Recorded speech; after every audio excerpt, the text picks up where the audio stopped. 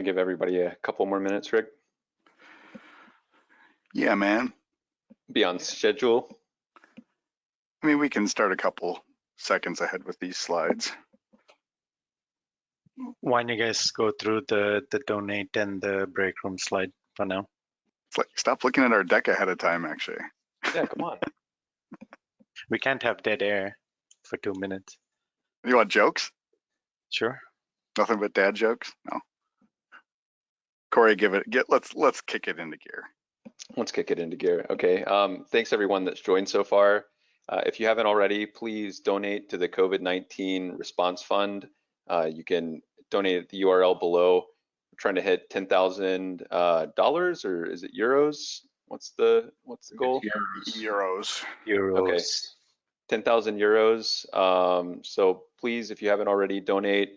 Every little bit goes a long way to helping kill this terrible thing. If you haven't already, join us on Zoom in the break room / chill out lounge. The credentials to join that are there on your screen. We ask that you please not share any of this information on social media, because if you do, we're gonna have some unsavory types join us. We're gonna have to shut the Zoom down. So come there, hang out, meet up with the community. Rick and I will be there after the talk to answer any questions you might have.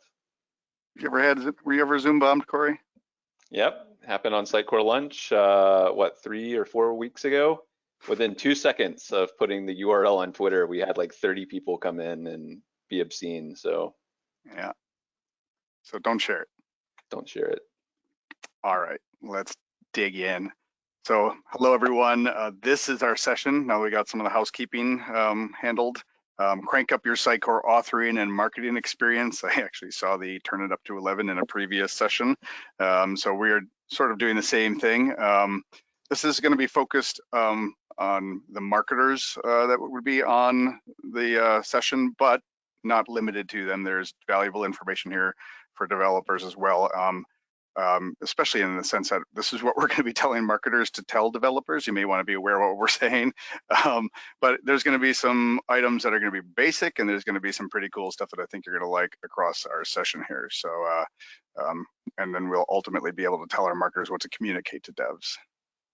And I'd like to give a big shout out to the organizing committee for the Global SUGCON. You guys have done a phenomenal job with this event. 24 hours of Sitecore content. It's been a lot of fun. Thanks a lot. You want me to pay you $20 an hour later? I think I already got yours. Yeah, I gave it the office, man. Yeah. Who was that? This is our obligatory us slide. I am Rick Bauer. I am a multi-year Sitecore strategy MVP at Proficient. You can find me on Twitter and Slack as SiteCordial, and probably some other places I don't know about. And I'm Corey Smith, 4-time Sitecore Technology MVP, independent consultant in the United States. Find me on Twitter and other channels at SiteCorey.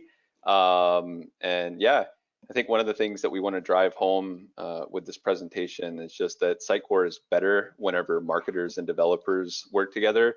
And that's kind of what Rick and I bring to this presentation. Rick's on the marketing side, I'm on the developing side, and we've done some really cool stuff on this. So yeah, marketers love your developers, developers love your marketers. Hug it out. So let's start with some of the basics. Here's the stuff that a lot of you are going to be like, yeah, we know this, but I want to make sure that if there's enough people on a global event that we do get some definitions in place. These are your building blocks. So call this alignment. This is probably be the most basic in the presentation, but level setting, and basically the message here, the takeaway is do this before launch. Don't launch without these in place. It's one of those things that not only is important to get into place, but you can even start to test them. Yeah, and one of the things that you can do once you get these marketing definitions and taxonomies in place in your solution is maybe in a local environment or a pre-production environment. You could set up a module from the Sitecore demo team called the Experience Generator.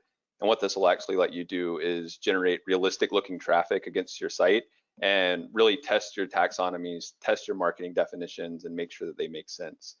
I do want to stress though, don't ever install that or run it in a production environment, because if you do, you'll destroy your destroy your analytics. So keep that to local and pre-prod. So here's just a view at some of the building blocks. We built a fictional guitar site called Up to 11. So the starting point is not necessarily the most thrilling, but it's your marketing taxonomies. Build these out, build some campaign groups. I've got some samples here of like, by quarter, not showing, but we'll talk about it as outcome groups. You're going to want an outcome group, at least one for each site or business unit. Definitely take advantage of your channels. Those are pretty well built out of the box. But then set up some asset, campaign, and goal facets. These are definitely, again, call this tags, call it metadata, as it says on Corey's shirt. But these elements are what you're going to then apply to goals. You're going to apply to campaigns, and you're going to start to be able to bring your analytics to life and be able to start to personalize off of them. Some examples of these would be by product, brand, service, funnel position. And then your goals and campaigns, definitely consider organizing, organize. There's categories and folders. If you saw Allison's session on multi-site personalization, you can imagine as your site grows and grows, that organization is critical, and we'll have some kind of exciting elements around this as well coming forward. So again, these are building blocks. Definitely set up an outcome group for your organization. That will be valuable. The other piece I'd say is get a set of profiles in place. These can be personas, they could be funnel position, they could be product. You can set up a set of profiles. These are very easy to do. And these are something where goals, if you start with goals, and you're going to want to start simple, you're going to want to get your engagement value, but you're not going to want to put goals all over the site that gets unwieldy, and it's not really like everything on your site. If everything on your site is a goal, then nothing's a goal. So use those sparingly. Profiles, however, are something you can put all over your site, and it's going to be relative to your content. So you may find content gaps for one thing, but if you don't, you may also be able to put a profile card on a page. You can have multiple types of profile cards on pages. You can also select from one group. So say I have a product category and there's a page that applies to a couple categories. I can set multiples, but there is a setting you have to take into account. Make sure that you see on the bottom right, I have profile cards squared out there. If you click on the content tab, and you're going to want to select multiple with percentages. If you don't have that, you're only going to be able to apply one card to a page, and that can be rather frustrating for content marketers. The other thing I would say is just take in account your, at the top level of your profile, set your decay rate. This is a way to allow your users to basically call it not a hard reset, but they can lower their profile from a previous session so they can come in and maybe start to take a different path. But these are, again, building blocks. These will all come into play later. Certainly in no way are we going to have time to go through all that setup. I'm going to put my one shameless plug, and that is my YouTube playlist that will train you on all of that marketing definition setup. And then I will just want to make a point of this slide. You're going to see this at the end of each of our sections. We're not necessarily going to read through all of this slide, but it's just something. This is your screenshot slide. And then all of the bit.lys that are going to be on here, Corey will be posting in Slack after our call. So next one, roles and workflows. This is something that not just for testing, but they're important way too often. And Corey and I joke about this, but way too often do we work with organizations where everyone's an admin. The only one that should be an admin is an admin. Not everyone should be. That should never be the case where everyone is an admin. That puts your company sites and your data at risk, and especially will limit some functionality when it comes to testing. Consider a super user, consider a content author marketer, and I'll show you a sample here. We have this Jeremy Davis, if that's how it's pronounced. He should not be an admin. Under any cases should he be an admin. So in this case, using the roles and user settings, we can use the member of tab and start to apply some different roles to that. These are a little counterintuitive, however. Yeah, so I'm gonna kind of play bad cop today. One thing that I'd like to call out is, in general, this is something that only devs and Sitecore partners should be manipulating. You can get into a lot of trouble with these user settings and role settings, especially because a lot of those roles that you see there that Rick has kind of got highlighted, they don't make a lot of sense. So you might think that author gives you author specific privileges in Sitecore, but that's not the case. It actually does some other weird stuff. So it's good to know about this, but work with your devs or your Sitecore partner to get this set up for your solution, because friends don't let friends be admins. And with that, Jeremy is now limited to what you see on the top left, a smaller app set within the Sitecore Launchpad, not only controlling from an admin standpoint, but also putting up guardrails so the content author in this case can't really do any damage and can feel confident about what they're doing. Also at the bottom, you'll see this little workflow item that says lock and edit. This is very important that you want to have. You want to launch with this. Again, that's the message here. Launch with these in place. Lock and edit it empowers the content author the ability to start versioning and basically some control as far as being able to, one editor at a time, and also being able to revert back to previous versions. You need the roles in place to be able to use this. Getting towards the testing conversation, there's so often that testing is an afterthought and it comes into play. Don't launch without it. Sitecore, even out of the box, comes with a sample workflow that includes a simple launch, a dialogue for launching.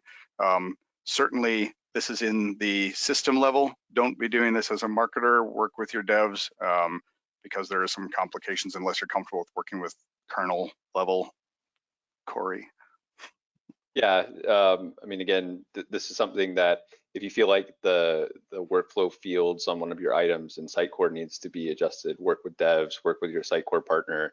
But it is good to know about these fields on your items in Sitecore, because it's a great way to go and find out what state your items are in workflow, or which workflow they're set in.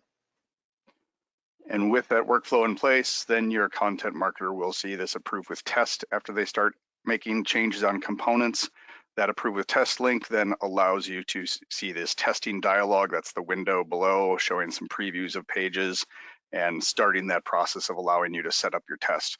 This is the same workflow that you would see on a page level test that admins and everyone can see all the time, but this is for a component level test. And the workflow needs to be in place for you to easily trigger this dialog box without having to do a little, monkey work in the background. So once you have that in place, one thing when I would say you go live is consider an AA test as opposed to an AB test or an ABC or multivariate. An AA test, go find a high traffic page, put a second layer on and use the exact same piece of content. Your users will not, you're not going to disrupt your users. They're all going to see the same content, but you're going to confirm that tests are working. Once you have success, repeat, move on to AB, ABC, multivariate, multiple tests on components on a page, and move on from there. This is your screen cap. And then there we have some links at the bottom. Yeah, so we got a couple of links here that are going to be interesting. If you're fortunate enough to be working on an SXA solution, SXA actually makes security setup for your tenants and sites a breeze. It's got a really nice wizard, so you can hit that URL, SXA security setup, and that'll show you how to go through with that. It comes with nice roles out of the box, and it's really easy to work with.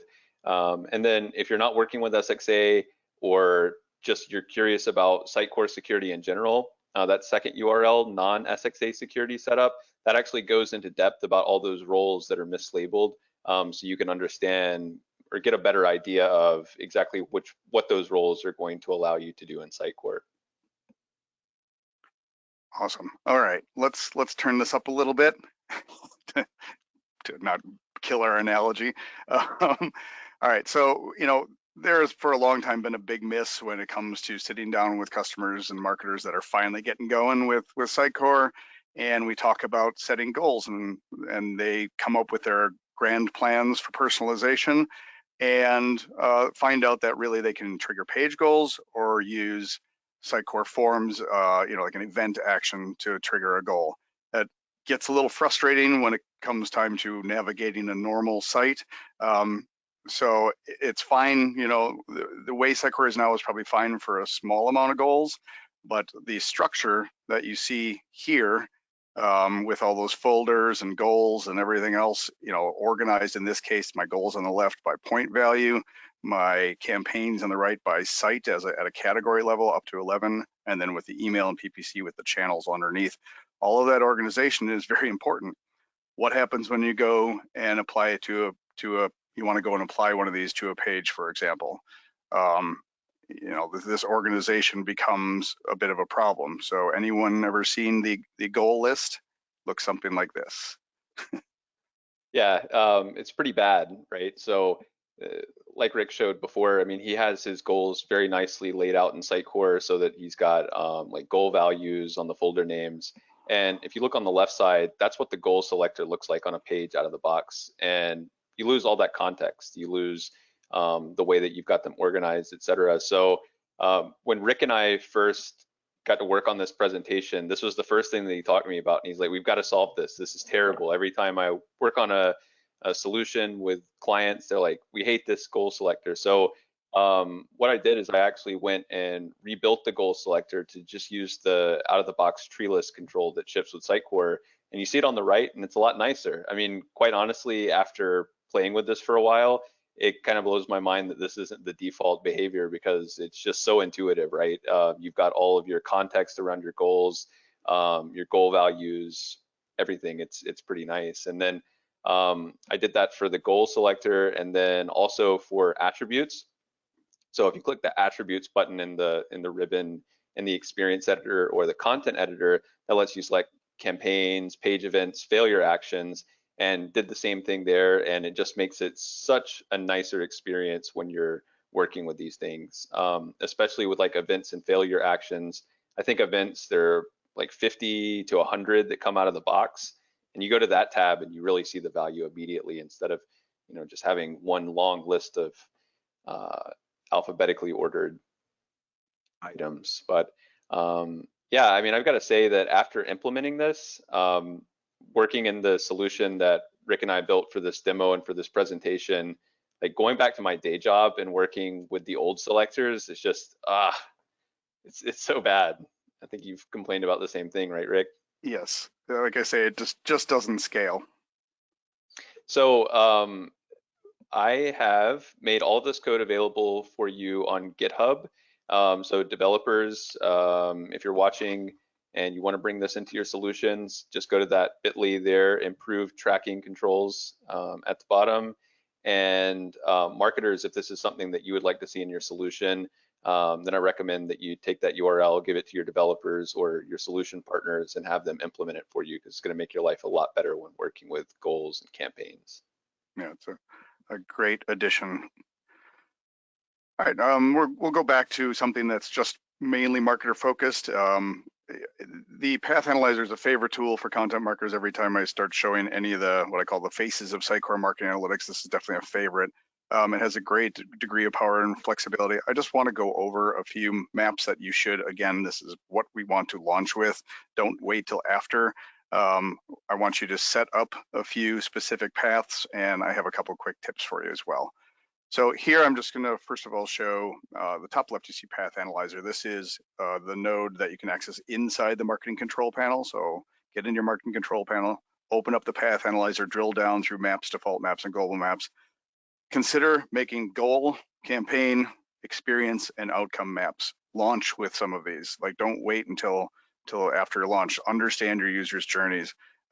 This goal map example, I simply basically added a goal, the target goal you'll see under options on the right, target goal, and at the bottom I made it a page map. That's going to make it so it's just the pages showing on my site. But you know, it's just a way to see the traffic to the goal. But then the piece I want to point out is right at the top under options, and that is reverse. This is actually my favorite way of looking at these.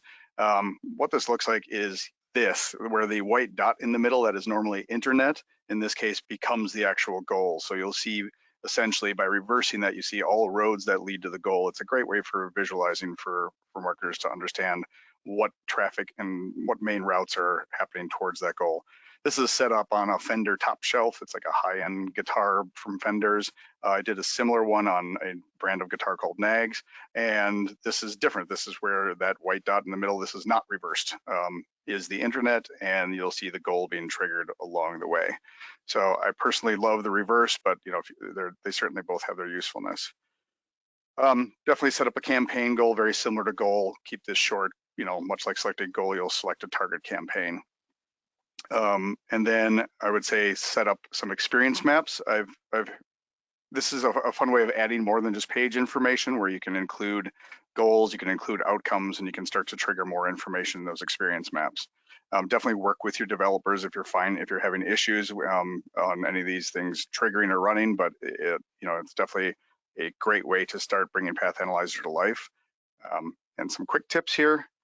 When you're setting these up, if you have some favorites, if you're one of the marketers or a marketing admin setting some of this up, you know, set up some favorites. You really just have to click the star and they show up in your favorites folder. Quick access, very simple. You can see that checkbox on the right if you want to group map data by more by page template type. So there's a lot of power here for just making things quick and easy. The other one is funnels. Top left, you'll see this is also under the marketing control panel. You can insert, right click on funnels and insert a new funnel. And then on the top right, you'll see that sequence where I can edit and I can add in pages, but I can add in more than that. I can add in goals and outcomes triggered. So I can really truly make a funnel or a journey of a user and define that. And then in my Path Analyzer in the lower left here, you'll see what shows up in the Path Analyzer, actually on the right-hand side of the Path Analyzer. But just to walk us through in the story, I can start that save funnel will show up, and I can just quickly view that and access it. Even quicker, if I star that item, I can then on my dashboard see that show up as one of my presets. So why does this matter for marketers? Imagine if you're all of your different marketers in an organization, if there's responsibilities for different parts of a user journey or a user flow, they can have that preset on their, call it their executive dashboard, and it's just a quick way for them to go live with a little more power. This was just a fun one. Did you know you could double click nodes and they shrink? I mean, this is just. I did not, and this is a very pretty picture. So, I mean, this is just, say you want to take a screenshot just to highlight something, you could also turn your tabs on and be able to show your C-suites, you know, a specific section. You can open up, and there's a lot of ways to funnel down and trim down your data, but here's a quick one. So again, very much the need for a developer here is something's not working right. It happens, but otherwise you can do a lot of this yourself. Again, the messages, please launch with some of these paths in place.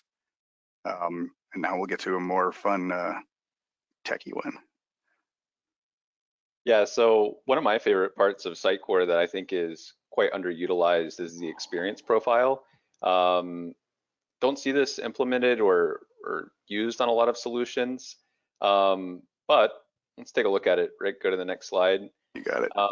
There's a lot of information that you can get out of this to really understand your customers' journey when they are going through your website and engaging with your brand. But out of the box, the experience profile is a bit drab. One thing that Rick complained to me a lot about when we were working on a presentation together a couple of years ago is just the fact that there's no avatar, right? That little gray silhouette's pretty boring. So there's a simple thing that you can do, simple for the devs, is to use a service called Gravatar to actually pull in an avatar based on the contact's email address.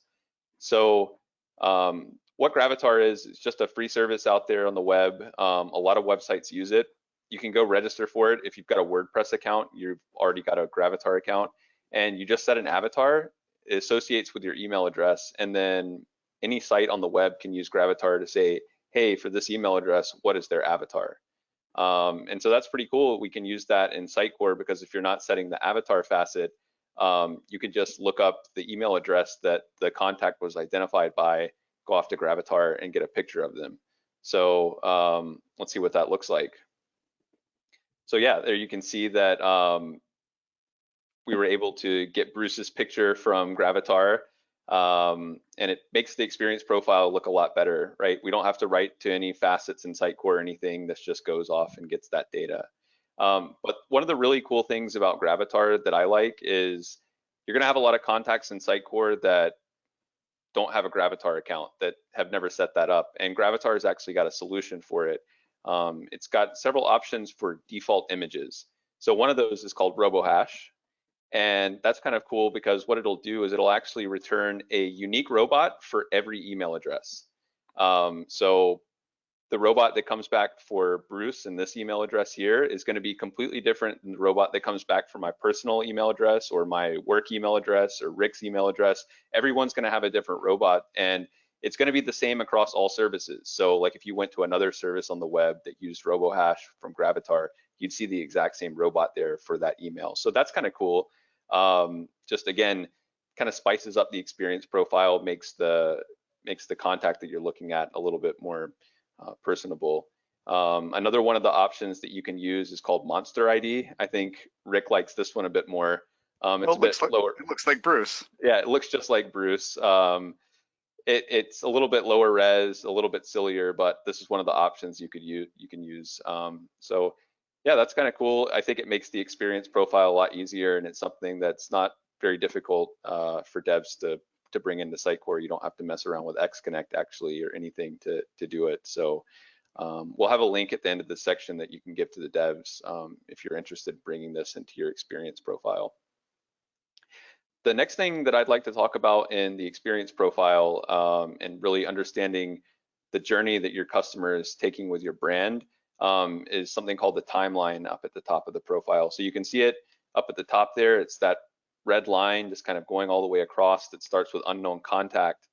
It's kind of a misnomer. So it says unknown contact. You're going to see that on every single one of your contacts. And the reason I say it's a misnomer is because for a contact to show up in the experience profile, they have to be identified. So by definition, they're not unknown to you, right? You know who they are. So there's actually a way that you can customize that and rename it so that it makes more sense for your brand. And that's what Rick and I did for this solution. Rick, if you'll go to the next slide. So you can see on the bottom here that we've actually renamed the label, the starting label, from unknown contact to window shopper, because the site that we built was supposed to be an e-commerce guitar shop, and window shopper made a lot more sense for someone who's just come into the site and maybe registered but never bought anything.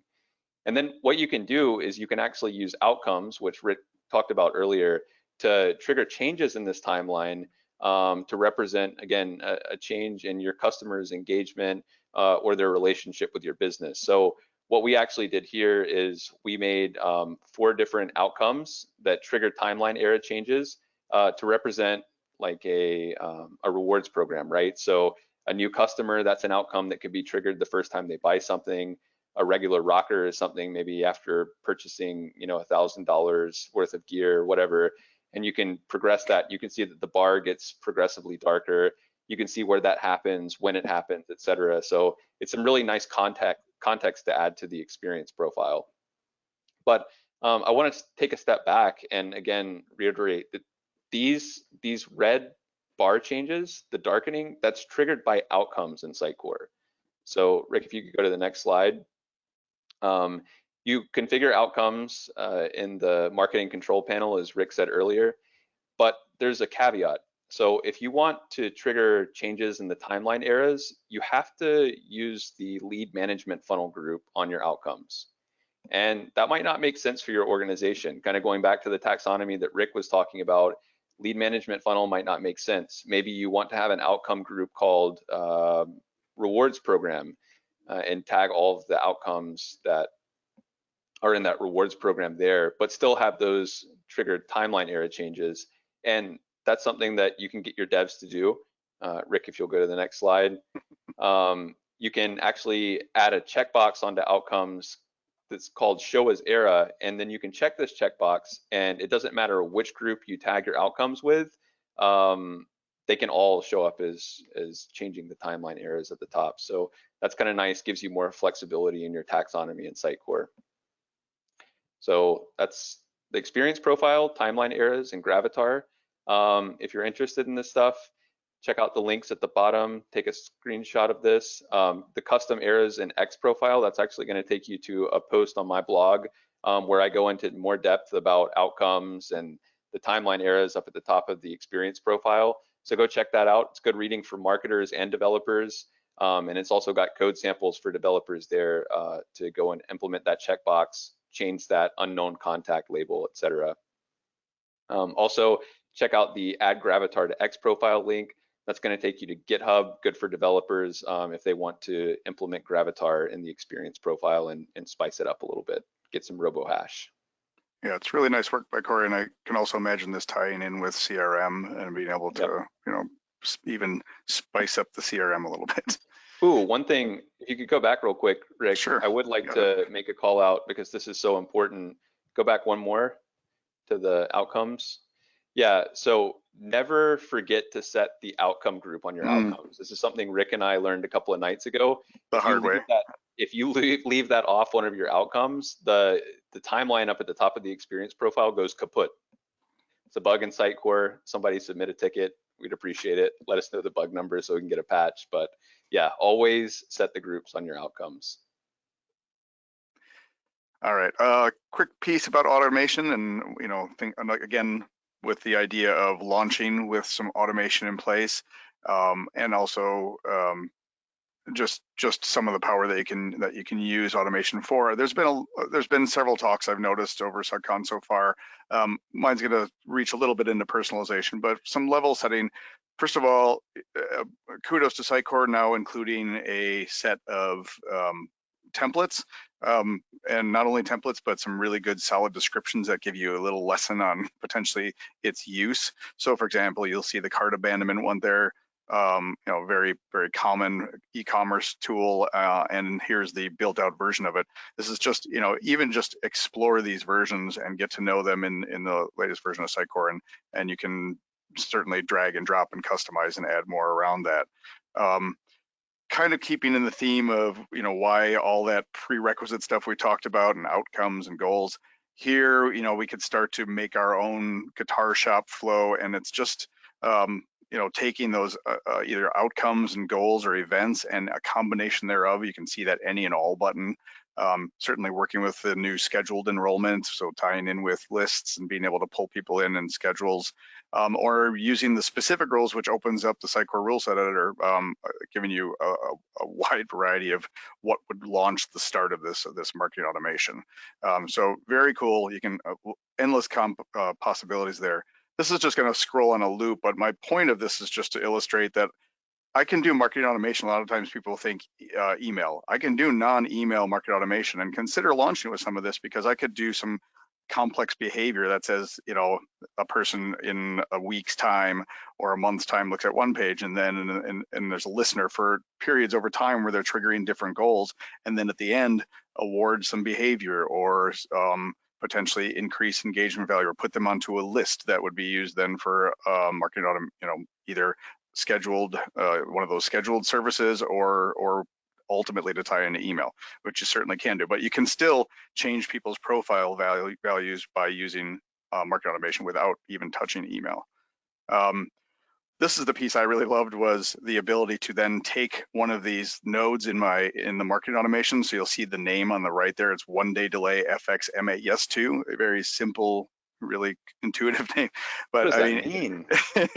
It's 1 day delay in the pedal effects marketing automation. It's the yes path number 2. So I knew what it meant, but I mean, point is, don't do what I did. Make it really easy for everyone to understand, but name it well, because there's a use for this. I can have somebody waiting, and now I have this set for 1 day. I could set it for a week or a month, whatever that is. Imagine if I do that, and then I go into to personalize a component, and I choose from the marketing automation rules, and I use this where contact is currently enrolled and waiting in a specific activity of a specific automation campaign. On the right, you'll see the campaign, FX deals MA, and then you see the node, that same 1 day delay FX MA yes to, that one right there. In there, I can apply that and build that right into my personalization rule stack. And now imagine preemptively showing somebody some content based on something that they might see down the road based on what you know from marketing automation. That's pretty cool. I think that's a fun use of marketing automation, and scary. So again, same sort of as working with Path Analyzer, nothing really for developers to do here other than to check if it's working, or extending the possibilities, because all of those drag and drop components can certainly be extended. Here's a fun one that's been sitting in Sitecore for a while. been talking about this for several months, and I just noticed that there's a power to be able to set up a preset, if you will, and this is something that we talked about in the recent multi-site personalization white paper. But underneath the control panel, the marketing control panel, there is a personalization node where you can open that up and access predefined rules. Right now, on the bottom left, you'll see I just made this predefined rule something very simple. It's a goal. But imagine if this was complex, and imagine if it was used repeatedly across pages. Imagine it's something that you want to keep right, and you want to make sure that it's always built right. Instead of constantly having to create this on a page or on a component, I should say, set up a predefined rule, build it out, and then on the right-hand side, when you're building your personalization in that rule stack, the first one, the very top one, is predefined rules, and you simply select where predefined rule is true, and then you will choose your new predefined rule, and it will be available, and then you'll notice where it just shows up in that personalization rule stack where Fender focused. Not necessarily good grammar, but it's basically saying that predefined rule will now run whatever I built in that when I define that predefined rule right here, where it's that Fender top shelf goal was triggered in the bottom left. So now I can set these up and have these available to my content authors and marketers. And I would also make sure that you then set your content here on the right-hand side. You'll see that in the rule stack, set your content here. There is a caveat around that, Corey, if you want to touch on. Yeah, so out of the box, if you want to go back one slide. Yes, sir. All of the predefined rules that Sitecore ships with are directly under the predefined rules node. There's no option to create folders there or kind of create that folder structure that you see that Rick has. So marketers, you'll have to probably reach out to your developers to kind of get those insert options so that you can put folders, but it's a 1-2 minute task, really easy to do. Yep, and so just as a screenshot, if you want it, just have a developer add that folder, and then we have that structure, which again, keep it organized as it makes it much more scalable. I think one other thing that we could call out about the predefined rules is they kind of tying back to the security we were talking about earlier, give you the ability to put security on your rules. So if you want to restrict certain roles to only be able to use certain personalization rules, predefined rules are going to be the way that you do that. Yep. Yeah. If you have multiple sites or multiple companies, you can certainly control it that way. So very good point. This is our last one. This is awesome. So, I talked back when we were showing the complexity of the goals where you can select, now we have the multi-tree select. But one of the things I mentioned is we quite often, want to be able to put goals around the site a little more. So, let's make sure we can find a way to do that. So I talked through this a little bit in regards to the goal structure, but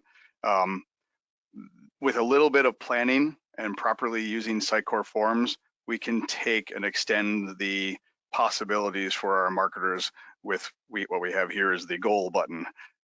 So a lot of this comes down to architecture and planning around your components, but it starts here in Sitecore forms. First of all, we're just going to create a form in Sitecore forms, and before we start building out the form, I just want to point out the settings tab.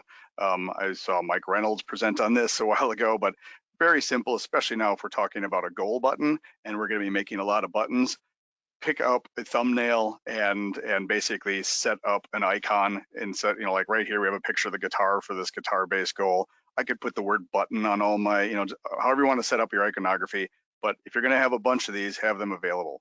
So where are we going with this? We're going to create a button only form. It's going to be a learn more button in this case. And then this is just going to be available as a submit action. And we're going to be able to apply some styling to that as well. Yeah, so the styling you can see there, our buttons required a lot of styling on the site. So you're probably not going to memorize that. So marketers, if you're developing these button forms, just reach out to your developers, or maybe your organization has a style guide that you can go and pull these CSS classes and just drop them in that CSS class field, and that'll make sure that your buttons look appropriate in the component. Yeah, and then where we're going with that submit button selected on the form, we're going to add some submit actions. So in this case, we're going to trigger a goal. And because we also want this to redirect when somebody clicks on it to another page, it's going to redirect to a page. This is basic form use, and that's all fine and good, but we're going to be able to also apply that goal, that outcome, or that campaign activity. There's also some ability to extend on this as well. Yeah, so for example, one of the things that Rick and I found when we were messing around with this is that the redirect to URL option that ships out of the box, that will not work for media items. So if you want to make a button that allows your users to download a PDF, for example, that's not going to work. So you can have your developer create custom submit actions like the download media one that we have pictured there. Not sharing code for that one because it was pretty simple. But yep, if you want to do like a download media submit action or something like that, pretty easy to extend and implement. Yeah, in general, these can be extended. So where this becomes more powerful than just a standard Sitecore form and a simple button is that planning phase where we say ahead of time, you know what, if it's SXA, I want a variant, you know, basically I want a version of my card as a form card, or I want a version of my promo or a version of my banner with a form component. And basically your developer will then set a placeholder on that component, the little gray checkered box that you see in red down there, that becomes available to me now. And now my cards that you see on the left, the Strat and the Mesa Boogie Amp, those are my standard cards. This new form card will look identical, but I'm going to click into that box and get the little add here and add my MVC form. And then I'm going to select and choose the data source, and I'm going to pick that single button that I just built. So now that MVC rendering will be in there, and it will look, you know, this is not in preview mode, but you can see already that this looks pretty darn identical. And so this, essentially, we've taken a standard card and we've extended the ability to add a form button with using Sitecore forms and a little planning around these placeholders instead of just page goals being triggered or using a full-on form.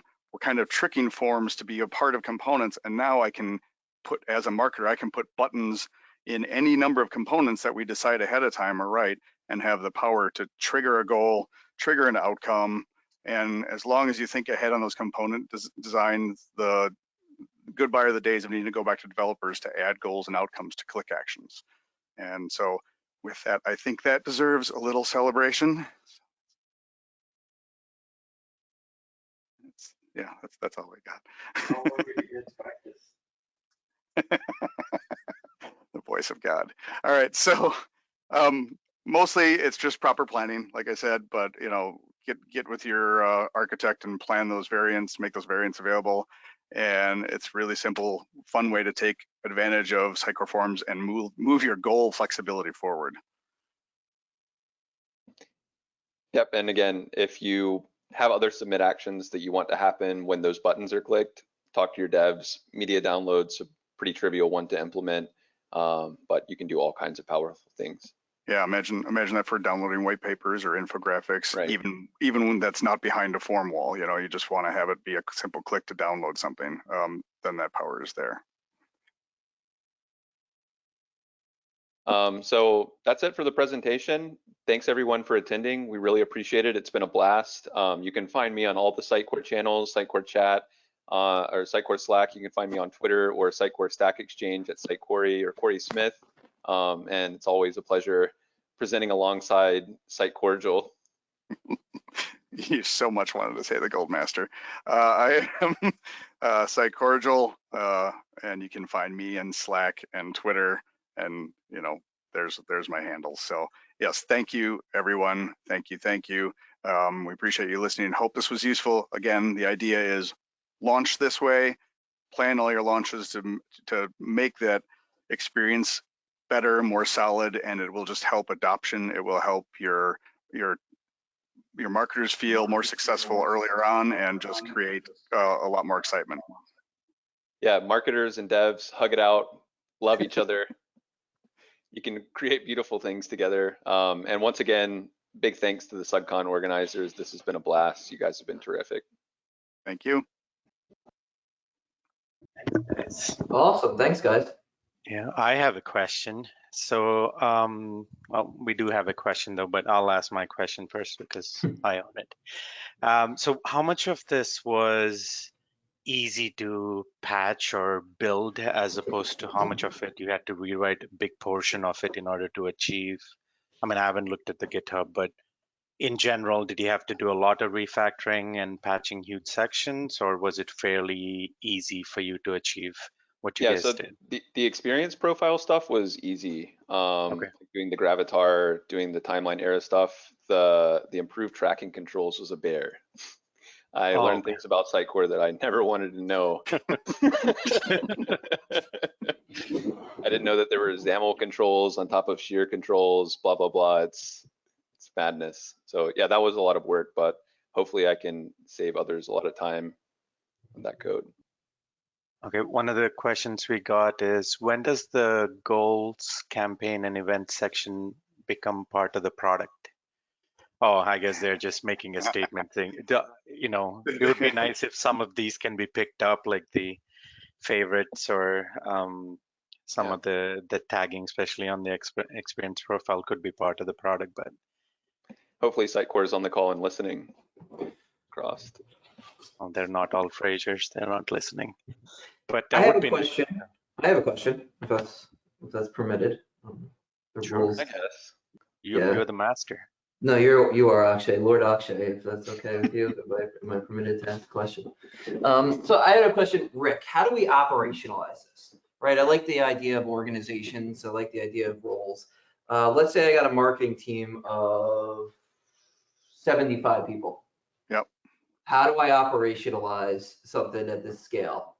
Walk me through maybe how you might do like the goal setup and things like that. Yeah, well, okay. I mean, that will depend on the organization, and certainly this is, I don't think this is going to be a surprise to a lot of people.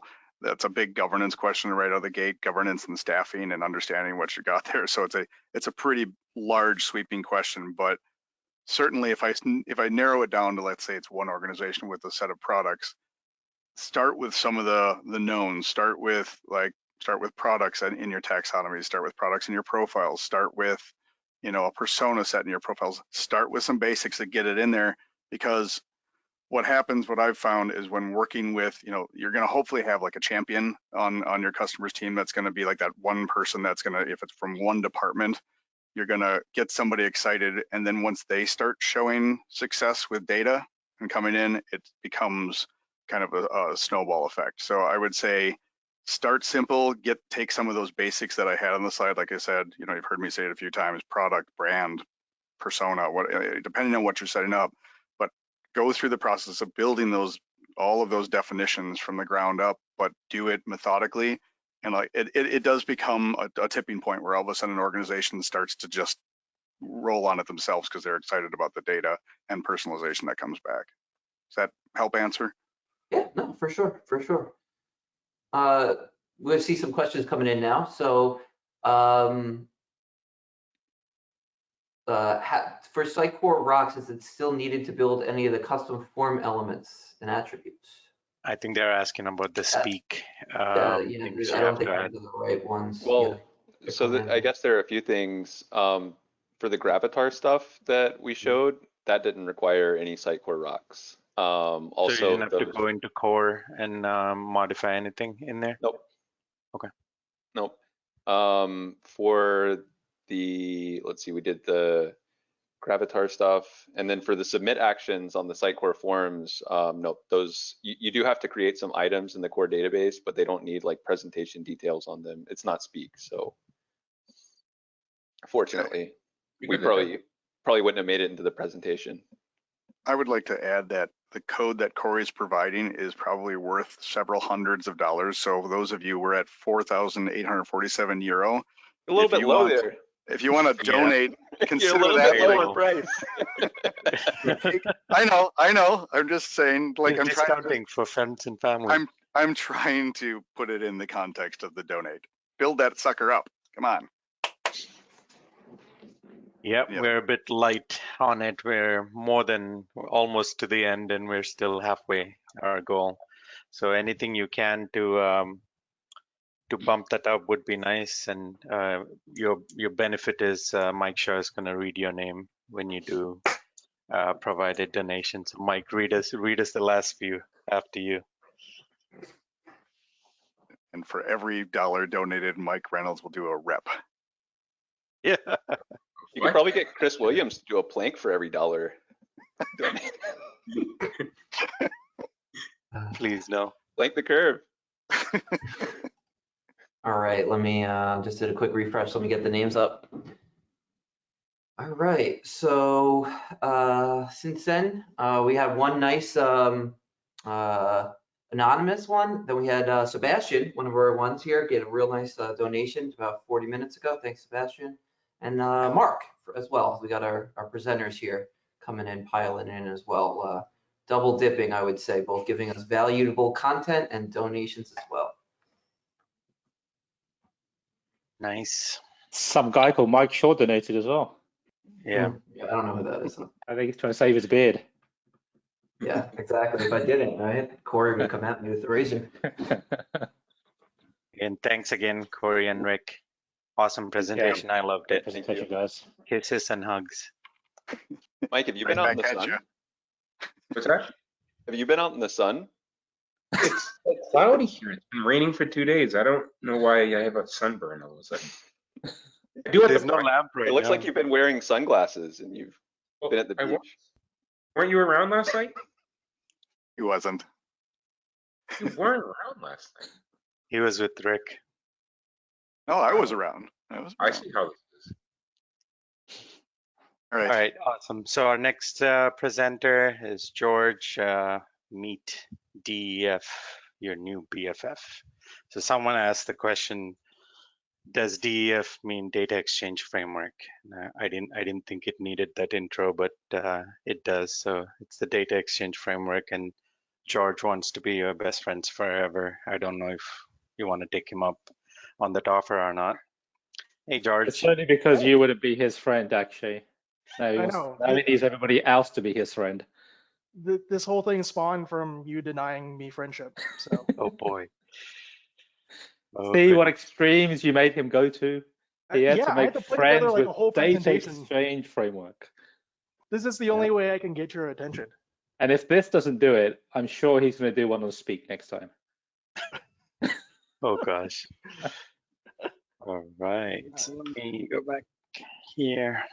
So just again, we have the break room URL. Don't share it publicly, but you can jump on there. I see quite a few people on there, on and off. So jump in, speak to others, share your comments and thoughts. There's also the SUGCON channel on Slack, which seems pretty active.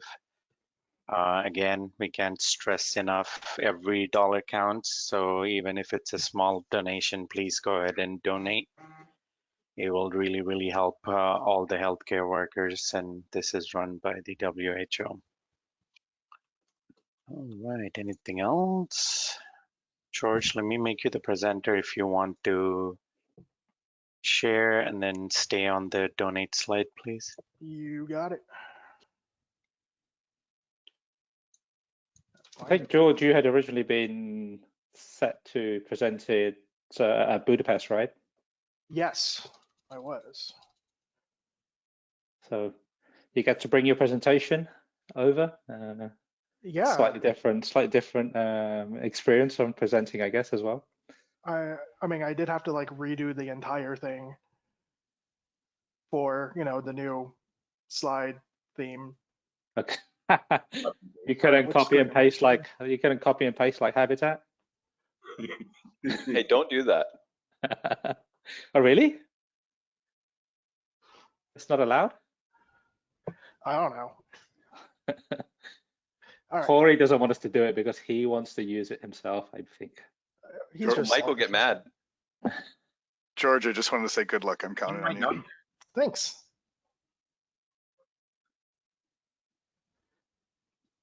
I'm assuming you guys can see my screen. Yes. Okay. Yeah, it's in the presentation mode. And again, guys, go ahead and ask away questions in the question panel during or after the presentation. A couple more people donated. Jim Patillo, Joel. Mr. Reddit. Oh, yes, indeed.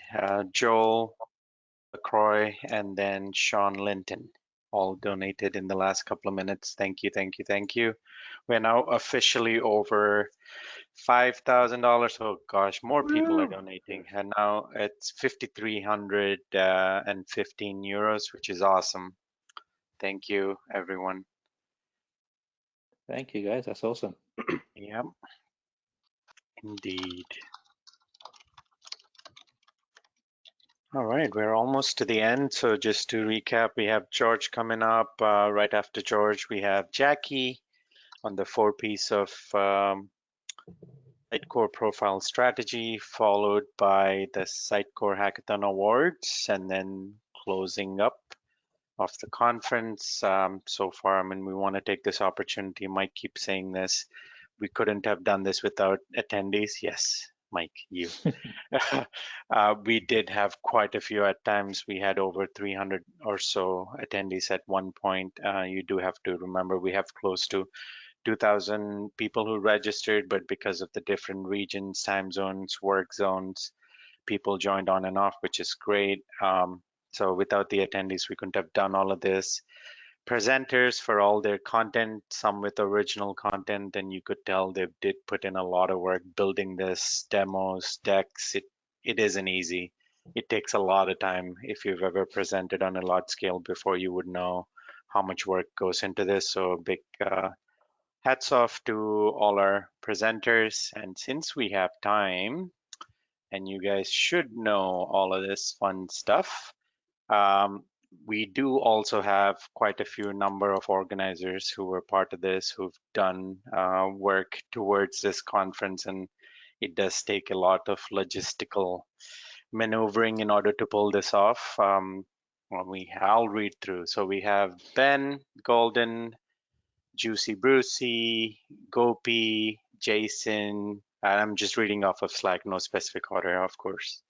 Cam Ruse, Mike Reynolds, Mike Shaw, Anandita, short for Annie, and Una, and myself included.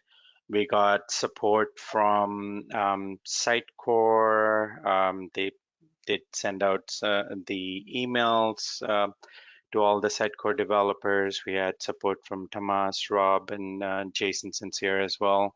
So thank you to everyone involved. We couldn't have expected or hoped for a better result other than webinar dying in the middle of it towards the end. But the timing was impeccable, right? It just died right after a session, not in the middle of it. So couldn't have asked for a better outcome. So we're really, really happy that this went the way it is. We just have a couple more hours to run through, and we would have our first successful virtual SUGCON. A lot of learnings. Hopefully we can take some of this to the symposium if it ever turns into virtual. Sorry, Mike, you were saying something? I said, touch wood, you're going to jinx us. Oh, I'm touching all kinds of wood. Really? Yeah, for final stretch now, last 2 hours, last two sessions. But it's been a lot of great sessions, a lot of good information. Hopefully people have found them useful. We have tried to record them. We will let you know as soon as we can if the recordings worked. Obviously, a lot of technical issues do happen, like the one we had. Mm-hmm. Hopefully we'll be able to get something out fairly soon. I know a lot of people have been asking for them. Converting of the videos. Yeah. See if the cloud videos for GoToWebinar are actually saved, especially with the crash and stuff. But hopefully with multiple backups and stuff, we should be in a decent shape to churn out some videos at least. So we'll see how that goes. All right. See some people chatting away.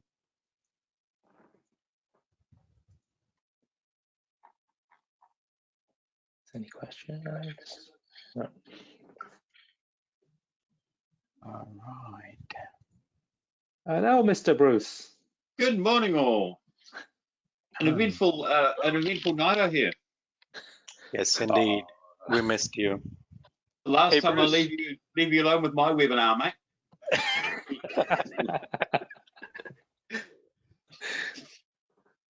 Bruce Carpathian made a surprise appearance in my presentation. Good to see you, Corey. That wonderful moustache always brightens up my day. Does it tickle you? Oh, that's what they call it, the tickler. Bring out the doll, Corey. Bring out the doll. Did you guys see Corey's doll? That was so weird. No, I don't have a dog, Bruce. I didn't know Corey played with dolls, but now I do. He does. He does. Everyone- You didn't know that? No, I guess I don't join the Sitecore lunch on time, but yeah, I didn't know Corey played with dolls. Now it's saved for eternity on this video and as well as the 95 people on this call right now. Do you use the same brush for the dolls as you do for your mustache? I'll never tell. All right, I think we are right there. So George, if you want to go ahead and get started, you Good can. luck, George. Cool. Go, Thanks, George. guys. All right.